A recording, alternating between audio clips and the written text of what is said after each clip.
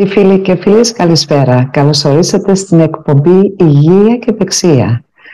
Το σημερινό μας θέμα είναι Art Therapy και φιλοξενούμενός μας είναι ο Alex Soteriades, ο οποίος είναι Art Therapist. Είναι επίσης μέλος της γενικής ψυχιατρικής ομάδας του νοσοκομείου PRIORY, ιδρυτής της κλινικής Beyond Words Therapy. Διοργανώνει επίσης εβδομαδιαίες ομαδικές θεραπευτικές συνεδριάσεις, όπου συμπεριλαμβάνει θεραπεία για τραύμα, ψυχοεκπαιδευτικές θεραπείες, πρακτική ενσυνειδητότητας, ψυχοθεραπεία και θεραπεία τέχνης. Παρέχει επίσης θεραπεία για ψυχολογικές ανησυχίες, κατάθλιψη, τραύμα και θεραπεία για διαταραχή μετατραυματικού στρες. Good evening, Alex. Thank you very much for coming to my show. It's really a pleasure to have you. And I know you are involved with many things, you know, but as I did say, today we will speak about art therapy. Hey, thank you very much, Vasula. Thank you for having me. I'm really excited to be here, and yeah. Pleasure. So what is art therapy, first of all, Alex? I mean, do you need any qualifications or anybody can do this job?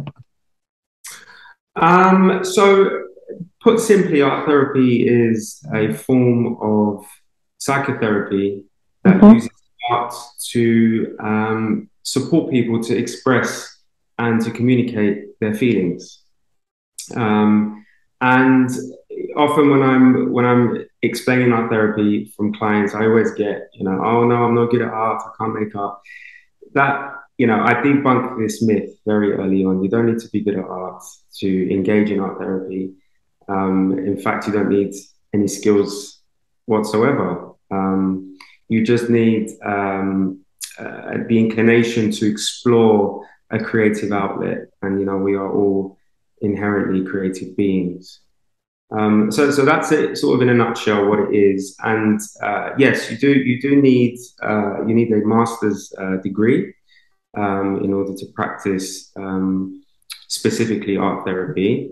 Other therapies, there's other avenues and routes, but for art therapy, you do need a master's.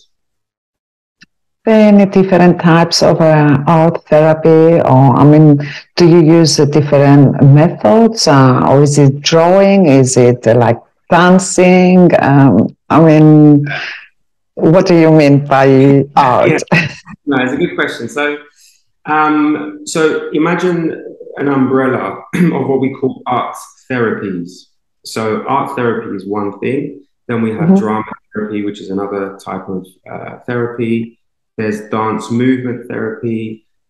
There's music therapy. So there are different ways of exploring that don't necessarily have to be verbal ways. So these are non-verbal ways of exploring. So when we say art, it could be any materials, you know, traditional materials like paint and pencils, clay, you know, anything that's sort of sensory or works with the hand. But it could be a form of media, it could be photography, it could be film, it could be using different fabrics, or, you know, it really depends. So many things can be classed as materials to use within art therapy. So do you guide your patients? I mean, do you work with them? Do you, let's say if it's drawing, do you actually draw yourself, like to encourage them, or you just give them pencils, or they have to bring theirs? I'm not sure, you would tell us in a minute. And just you ask them to draw something. How does it actually work? Well, it depends. It depends for many reasons. It depends who I'm working with. Obviously, I'll have an assessment at the start, so I'll get more of a sense of the person and how to approach the treatment.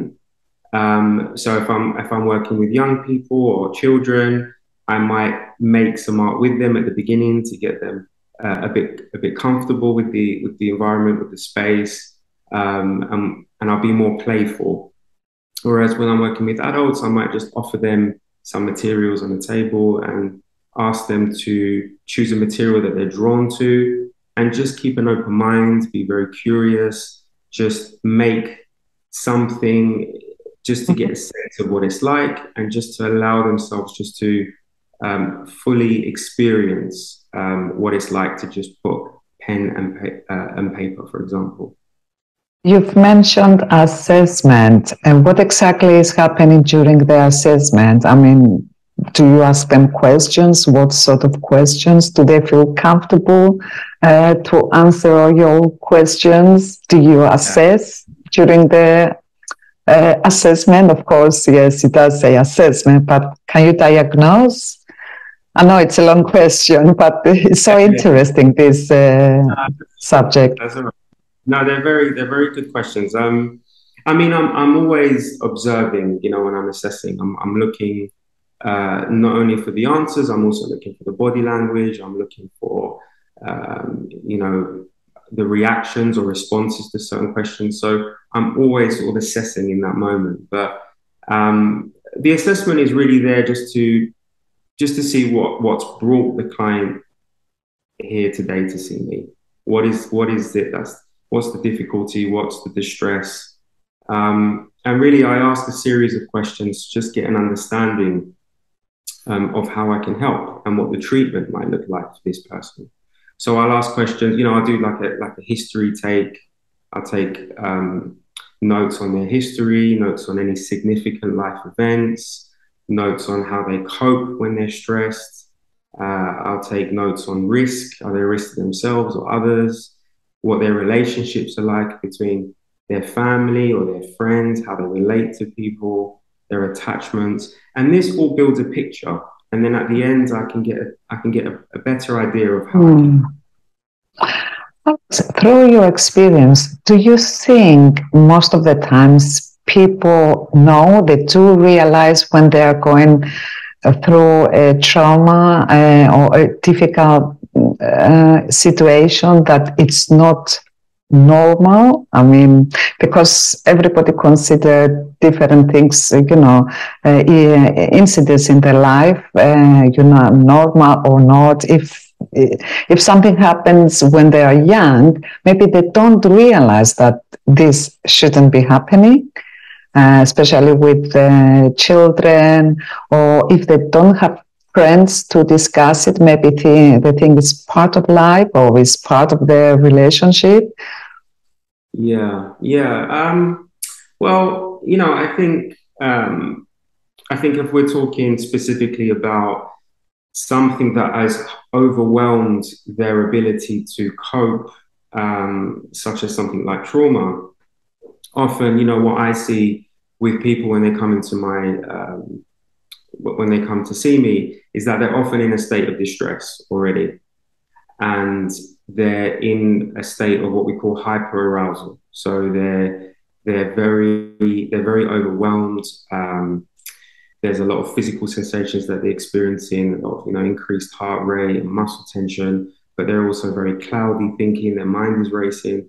So this gives me an idea that something has happened or something has been resurfaced, has triggered them perhaps into being in this state. Now, specifically with trauma, one of the common reactions or symptoms of trauma is avoidance. And what happens is that people tend to push the incident very deep down. They suppress it because it's too difficult to talk about. It's too difficult to explore. And sometimes they end up forgetting it because they've suppressed it for so long. But what we know, what the research suggests, is that trauma is very much trapped in the body as much as the mind. So that person might not even know that something's happened to them, but may have reactions later on to things that they don't even know. They might become very sad all of a sudden. They might become very scared. They might become very angry, or they're responding to stimuli such as smells or sounds or something. So trauma is often trapped in the body. Sometimes these memories become very fragmented. And with therapy, we help to process the memory and help to put it back in the part of the brain in a healthy way, where they're able to think and explore about it. and explore it. And how does art therapy heals trauma? What exactly is happening in the mind during the art therapy? So the way we would approach art therapy as a form of treatment for something like trauma is that what we know about trauma is that trauma is often trapped in the part of the brain called the limbic system, which is the part of the brain that's responsible for our emotions, responsible for our attachments, our relationships. Within the limbic system, there's something called the amygdala. And this is like the smoke detector. This is where we have our stress response system, our fight, flight, and freeze, which you may have heard of before. When that is activated, when that fires, it says danger, danger, danger, because it's there to help us survive. It's a very sophisticated system. But when that is happening, the part of our brain, our thinking brain, so our prefrontal cortex, shuts down. And within that part of the brain, there's something called a Broca's area, which is responsible for speech and language. So people that have often experienced trauma, they don't have the words sometimes to speak about their experiences, or it's the unsayable, it's the unspeakable. And that's where art therapy comes in, because it can help access different parts of the brain to help people calm and settle, but also to explore and process something very distressing. The benefits, who can get the benefit from art therapy? Can it help also children, or is it just for adults? What kind of problems can it heal? Yeah, I mean, it can work with everyone. Anyone from a child to an older person. It works with everyone. I mean, like I said at the beginning, we are inherently creative beings, but often art therapy is used for people that have experienced psychosis, people that have also experienced PTSD, post-traumatic stress disorder, or complex trauma as well, but also general types of mental health issues like depression, anxiety, eating disorders, or OCD, or phobias. So there's quite a wide range of different types of mental health issues. Art therapy work alongside other therapies, and also during the session, if you notice some serious problems, would you refer them to another specialist? Yes, I would. But this is why the assessment is so important, because the first session is all about the assessment, and I will get an idea then whether it's somebody that, the assessment works both ways. Can they work? Do they want to work with me, and can I work with them? Can I help them? So that's the purpose of the assessment as well. But then I would be able to tell after the assessment whether they need specialist support, or whether I need to refer them on to another part of a multidisciplinary team. So, for example, a psychiatrist who will be able to diagnose them. So with art therapy, therapists can't give you an official diagnosis. That's the consultant, that's the psychiatrist that does that. But what we can do is pick up behaviors that are associated to a certain type of mental health issue. So I can pick up maybe somebody who's experiencing, who has some phobias or OCD in their behavior and what they're saying, or for example, autism. I can pick up some of these things, but it's not down to me to diagnose them. Would you like to tell us about Beyond Words therapy? I really like the name, by the way, because it's expressing, exactly what you are doing. So is this an online clinic, or do you see the patients face to face? How does it work? Yeah, so currently it's online. So a lot of the sessions are over Zoom. And beyond words, I suppose in a nutshell, it's just me. It's a company that I wanted to start just to help all types of people, but specifically specializing in trauma therapy, which is sort of a special interest of mine and a specialism of mine. So often I get many people that come, but art therapy isn't always necessary. And as part of my practice, I do a lot of talking therapy. I do a lot of mindfulness facilitation. I bring a lot of mindfulness. I bring in a lot of skills into my practice, coping skills, helping people just to calm and regulate their bodies. So I basically cater to the client, what's in the best interest of the client. And maybe art therapy sometimes isn't in the best interest. But do you decide with the client, or do you advise them which therapy is best for them? Or what about if they come and they say, I want to do art therapy, and you think that is not the right therapy for them? Yeah, absolutely. I mean, I go at their pace, and that's what's really good about being able just to have a conversation, just to see what they think they need. And absolutely, I can suggest things, and we can have a think about that. Sometimes they might just want to give it a try. Sometimes they want to give a few sessions and see what it's like. Sometimes they even surprise themselves. They might come back and say, I really enjoyed this, or I feel like I'm getting something out of it.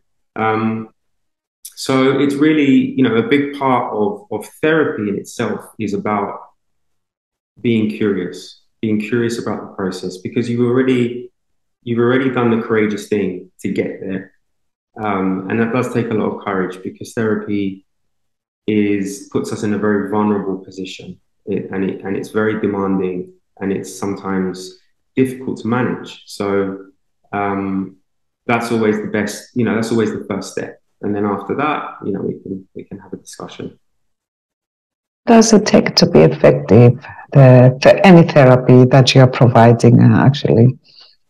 Sorry, Vasula, repeat that again. Yes, how long will it take to be effective?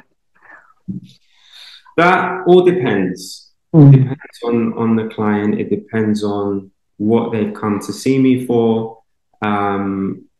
If it's sort of something more general, like generalized anxiety, and it's affecting their sleep, and it's affecting their relationships, and it's affecting their identity, we might work shorter, maybe 6 to 8 sessions. If it's something more complex, like complex trauma, for example, I mean, that might take months, a year. It all depends on the individual. But the way I like to approach therapy is slow is fast.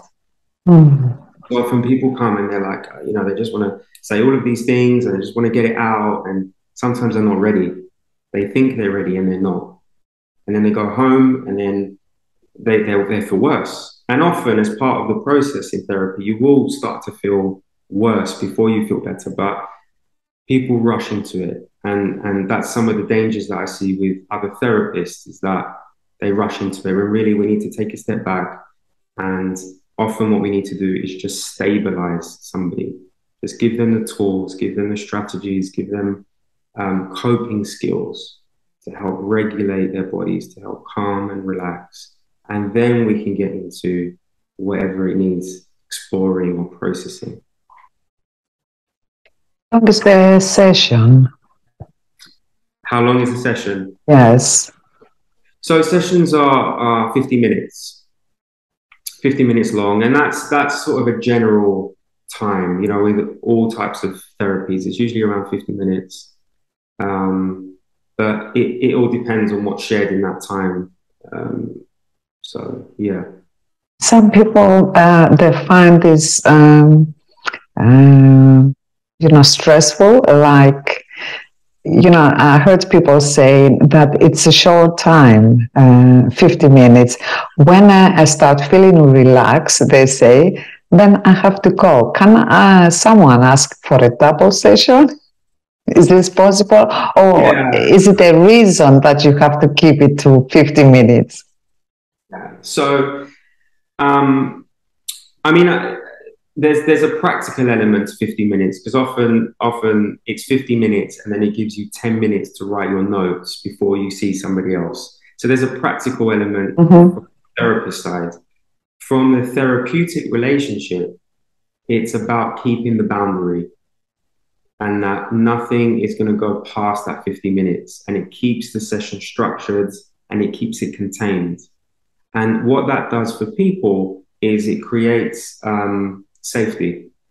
When people know I've got these 50 minutes and I can say whatever I need to say in that time. But what I often get sometimes is people might start to tell me very difficult things 5 minutes before the end. And that's really interesting, because that's maybe them avoiding a lot of the time and only telling me towards the end because they know it's going to finish. But I mean, personally, I've never had a double session, but if a client wants to book in more than one session a week, that's good. And with therapy, you need the time in between to digest. You need the time to relax and calm and gather your thoughts and your insight.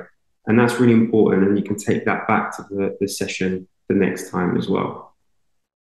There is a reason really for the length of the session. Any potential negative effects without therapy? Well, I think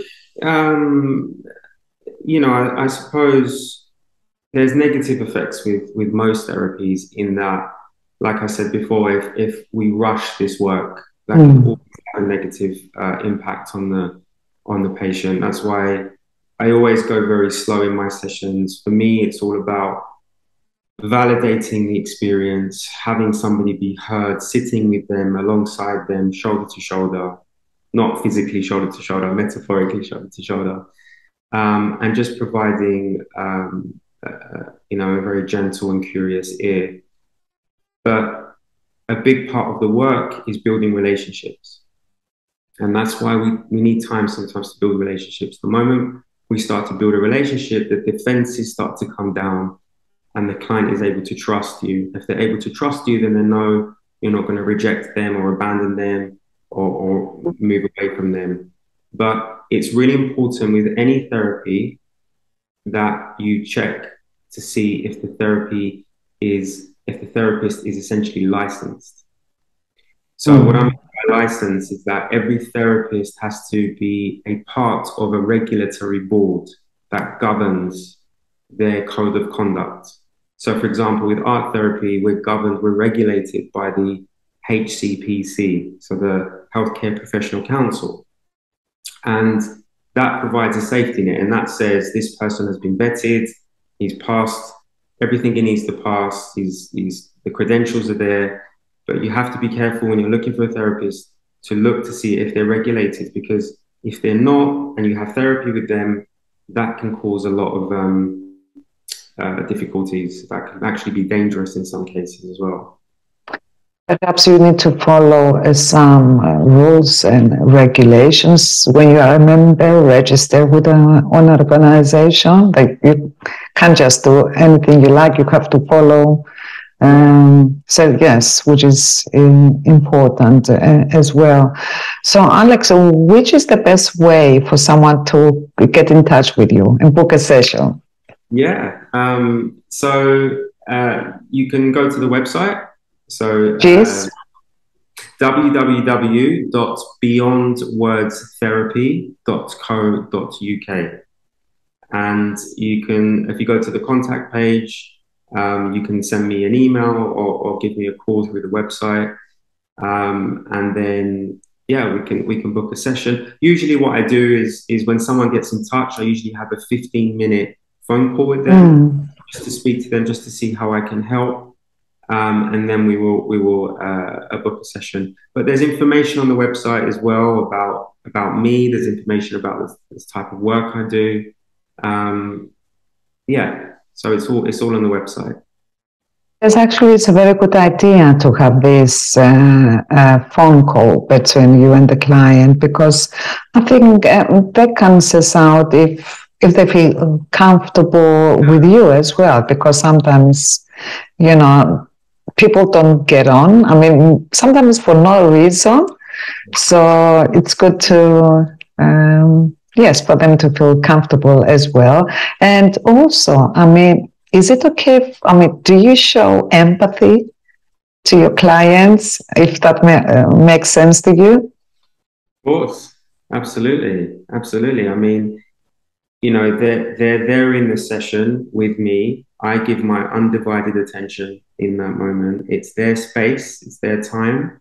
They can share, they can do whatever they want, and I'm there listening with empathy the whole time, because this is difficult stuff. You know, this is what I was saying before about it shows a lot of courage to put yourself in these situations, to be vulnerable, to show parts of yourself that you haven't shown anyone else before.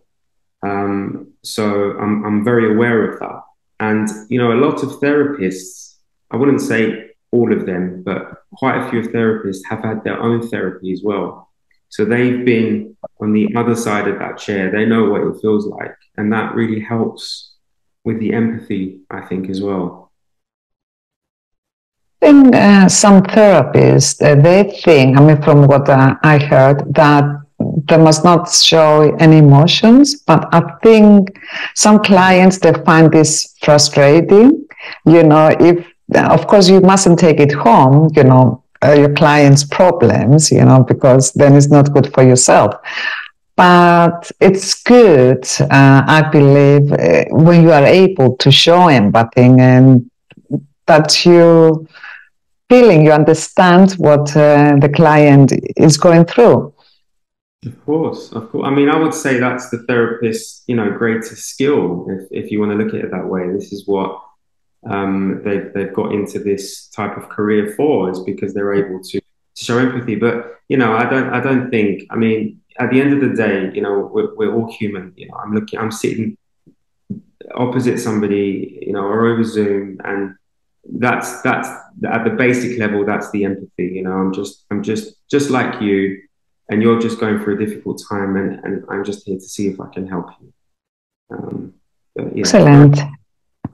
Would you like to say anything else to add, that something that we forgot to mention?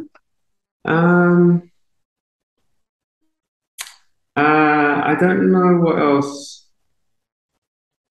I don't know what Perhaps I would definitely like to have you again and talk, you know, more specifically about one of the other therapies that you are providing, because I can see you are doing quite a lot, and it's nice for the people to know that they have, you know, some options.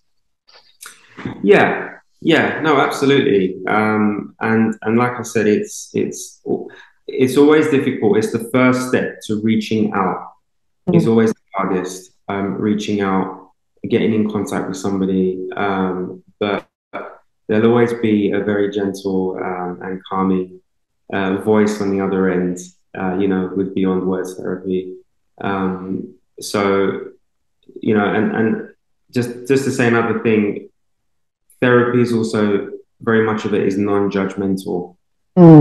That's very important to say, because people always feel that they're going to be criticized or judged in these sessions, and there's none of that. There's no judgment, just curiosity, and I'm very aware of that when I'm in session.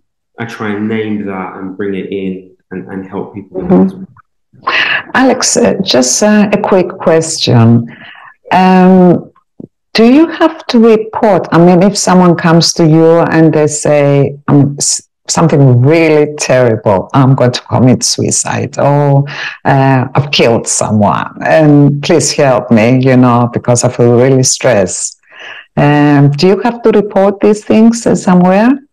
Absolutely. So I have a duty of care as a healthcare professional And my duty of care is to always safeguard as best as I can that person, but also sometimes he or she may share information about somebody else, and I have a duty of care for whatever that's been shared as well. So I always make it clear in the sessions that the sessions are confidential, and that's really important. The only time I will trump confidentiality, I will go above confidentiality, is if there's a concern or a risk. And I make that very clear at the beginning. I make it very transparent, because sometimes people might share something and not want it to go anywhere, but because they've shared it now, I have to report it. So often the person I would report it to would be the person such as the GP. And this will be part of the assessment process. I will get these details from the client. So I have a link there, and I will share the information with the GP. But it's a very important question, and you know, I'm always on the lookout for it. I always ask for it. I always notice, you know, body language or notice facial expressions, and I always bring it, because people that are arrested themselves, you know, this can be very difficult as well to talk about. But it's important that it's out there and we're able to have a discussion around it. Thank you, Alex. It was really a pleasure to have you today. I wish you the best, and I hope to have you again on my show. Likewise. Thank you so much. Thank you for having me. Pleasure. Αγαπητοί φίλοι και φίλες, ήρθαμε στο τέλος της σημερινής μας εκπομπής. Εμείς θα είμαστε και πάλι την ερχόμενη Πέμπτη. Καλό σας βράδυ.